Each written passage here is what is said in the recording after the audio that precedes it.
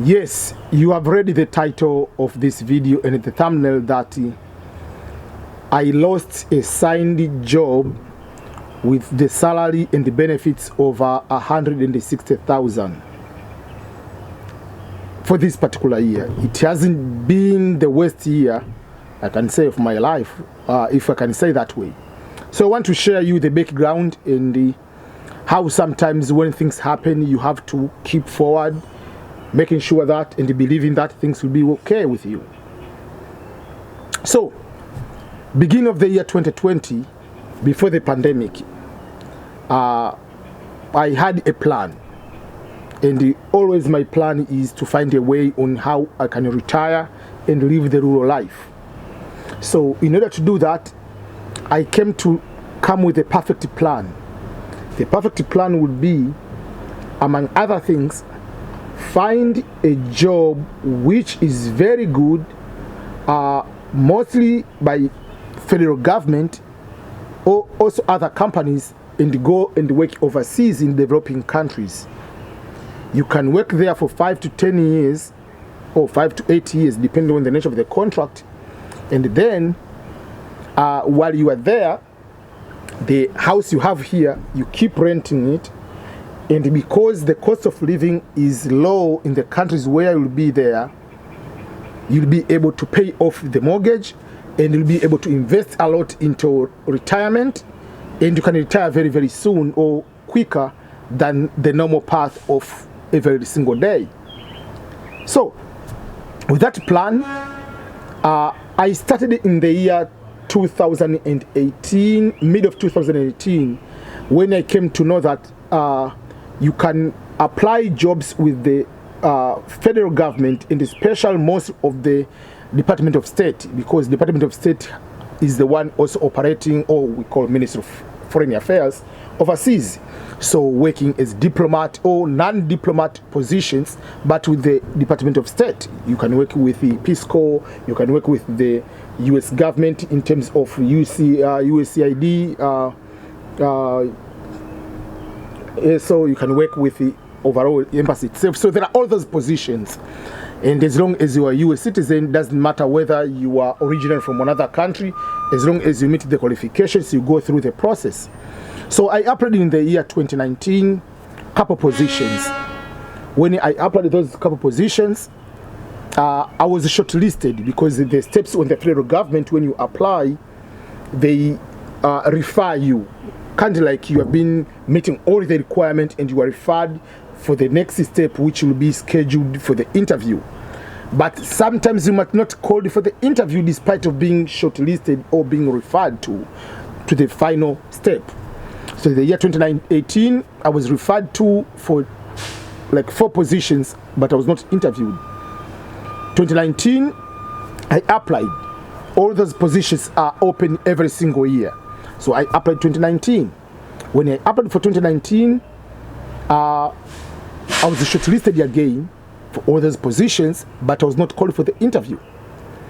In the beginning of 2020, they called me and asked me for availability for the interview for the position of 2019, which I was shortlisted beginning of 2019. So the year later, that is the time for the interview. So it was good. It was before the COVID. So they gave me the option whether to go to DC to do the first interview or to do the phone interview. I chose the phone interview, so it went very, very good. Then, with that interview, they say we'll give you the results maybe after 2 to 3 weeks. We're interviewing other people. Then the COVID came. With the COVID came, so because of the federal government and the overseas, they had to operate so many things. So it took longer. In the month of May, last year I was given the position. And I was given to sign the contract. So you need to know that when you get the jobs with the Foreign Affairs, or which is Department of State, their salary scale is called FP, foreign pay. But basically, in the federal government, they use what they call GS. In a simple way, I can simply say the government scale, salary scale, kind of that. Many countries, we have the government salary scale.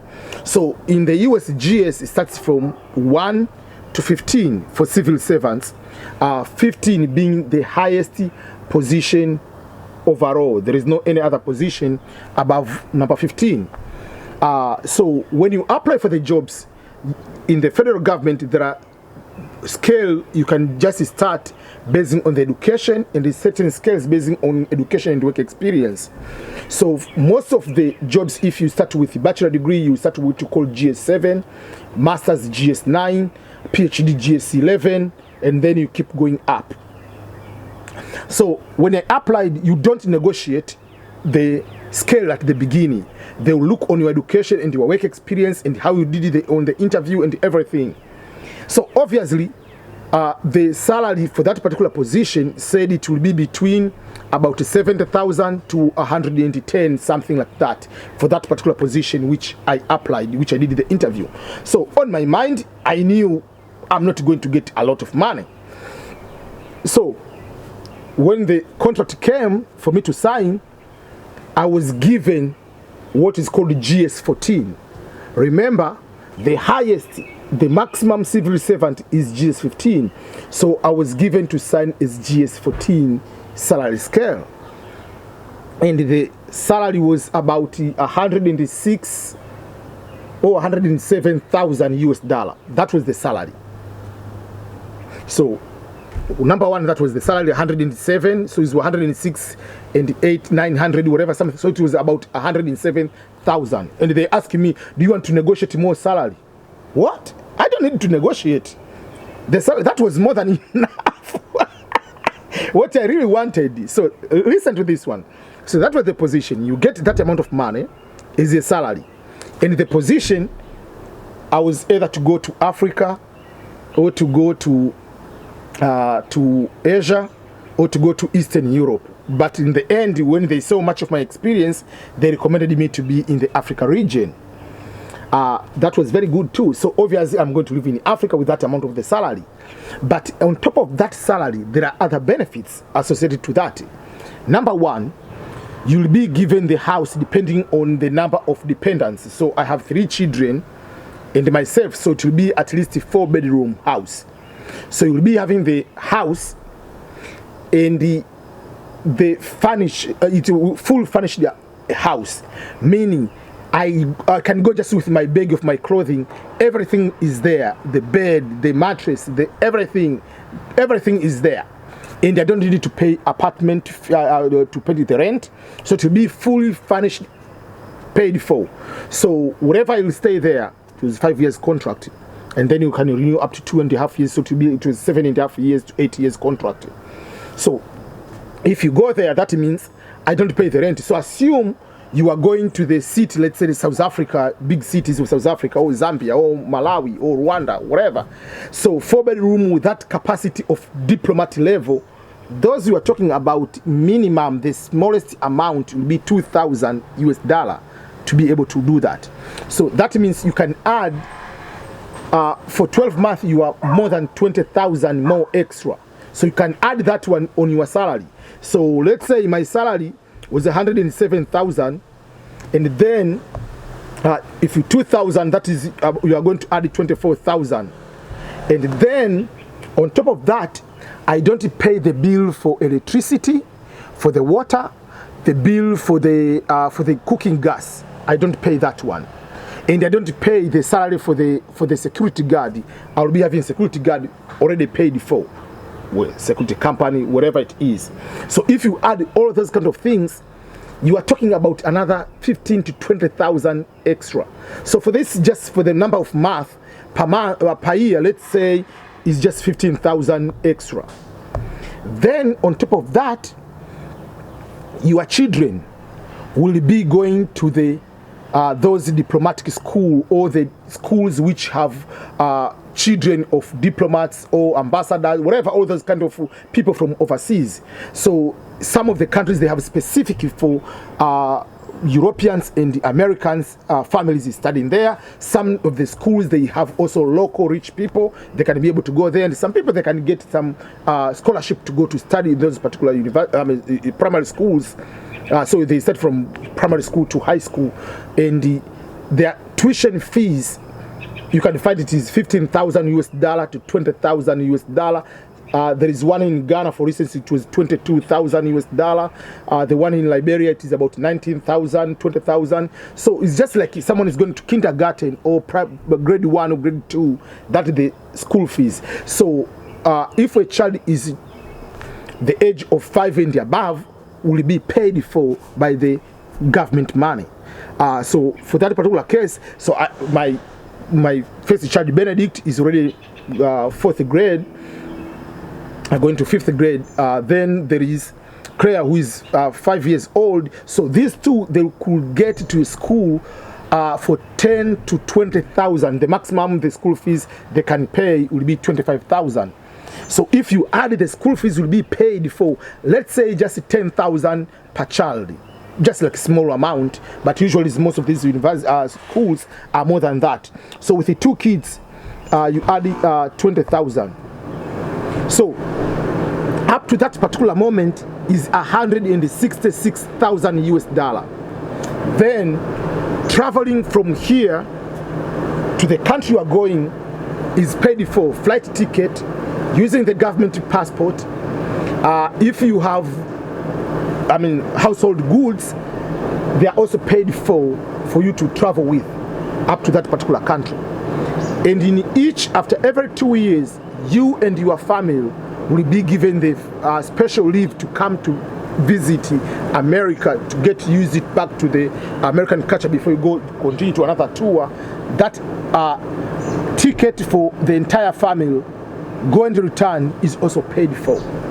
So this was the biggest deal which I signed for. But why didn't I finalize everything? So this year again, so that I signed it since last year. But with COVID, I cannot go to work overseas. The position is overseas position. With the COVID, no country is opening up. Even like embassies around, the visas are very limited. They are very scarce and all other kind of things. So they waited for more than a year, and it didn't go through. So later this year, after more than 1 year of waiting for the position, usually the government position, after signing the contract, you cannot start a job like you'd say a year, 2 years just waiting at home for that particular position to come. So the position was cancelled in that way. But with the priority have been given when those positions start again, people to go place in those particular countries, we have to redo the interview. And then it started the process where you have to get the medical. We had already done the medical for the full family. We have done the police, not police clearance, it's just the top secret clearance. You already got it because it's a government position. So just assume you already have everything. What I was waiting is the country to go and start the job.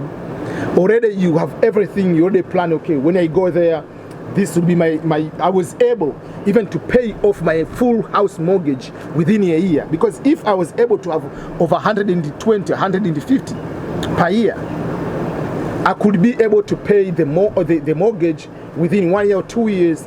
And when you come back after 5 to 8 years, you already have the full house paid, you have full, almost $1 million already in your bank account is saved with retirement, and you can be able to do some part-time jobs here, work from home. So that has been a very big backlash for me when we talk about the COVID. So each person has gone different kind of positives and negatives. Some people have benefited a lot with the COVID. Some people have been negatively affected with the COVID. So for me, I was highly affected with it in that particular sense. But you have to keep on it. Keep continuing with life. You have to figuring out how are you continue to continue with the retirement plans in the future. So that's my story so far, and I'll be able to share some of these jobs for people to be able to apply. Most of these jobs you must be a US citizen, and you don't have any criminal background, you have good education, you can apply to work with the I mean, there are different positions with USCID, whatever. Those one you work overseas, specific overseas. I'll post the links. You can apply and just direct become diplomat, or you can become Peace Corps staff, not volunteer, as a staff overseas. I'll put some of the links here. You can be able to see if you are a US citizen. Remember, you have to be a US citizen here already in America to be able to apply for these kind of positions. Doctors, they can go and work as a physician for the diplomats. So there are so many, our psychologists, whatever, there are so many positions to do that.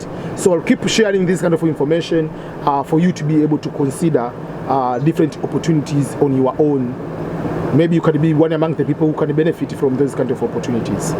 So that is my story, but I'll keep, I've already applied and I've been shortlisted. Once the interview comes again, they're opening the interview, I'll be interviewed again, which will be easier now because I've done those interviews, so I know what to expect and everything to prepare myself. So thank you. That's me, that's my story, how I lost the opportunity, a job which I signed, which could give me over 160,000 US dollar is salary and benefits, along which there are direct cash benefits while you are working overseas. Because even apart from this one, there is extra money you are given. They are called the COLA, cost of living adjustment, which can be over 10,000 per year again. So it's extra money, and in some places you can be given extra. They call the hardship pay. So it's a lot sometimes when you go to work overseas as American citizen, whether it's for federal government and sometimes even for the private organization or private companies. So thank you. Don't forget to subscribe and share the video to others.